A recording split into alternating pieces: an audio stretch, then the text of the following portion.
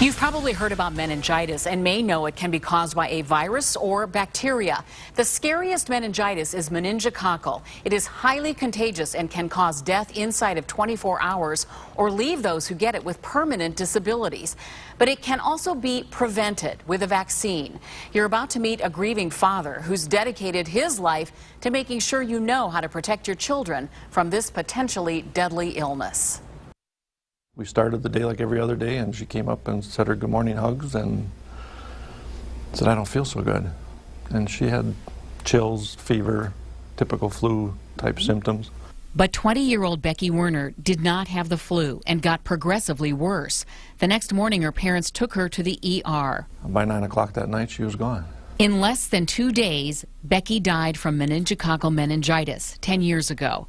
Today, her father's spreading the word about the meningitis vaccine. I think every parent would want to protect their child. That's the bottom line, and it's about getting educated, learning that this vaccine is there, learning that if I have an 11-year-old child, the CDC says I need to get that child vaccinated today. Here's what you need to know. The meningitis vaccine should be given between age 11 and 12. A booster is needed 5 years later. It's spread by saliva, sharing water bottles, lip gloss, food, kissing. The group at highest risk is age 15 to 24. School nurses like Sherdina Williams are part of the National Voices of Meningitis movement. And it's preventable. There's absolutely no reason for anyone to die in this country or any country from meningitis. I didn't have somebody like me saying, "You got to go do this."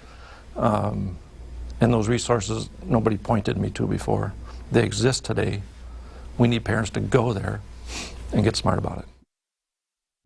If you ever even suspect meningitis, go to the ER right away to be evaluated. Here are some red flags: severe headaches, high fever, painfully stiff neck, nausea and vomiting, cold or painful hands and feet, light sensitivity, confusion, rash, seizures.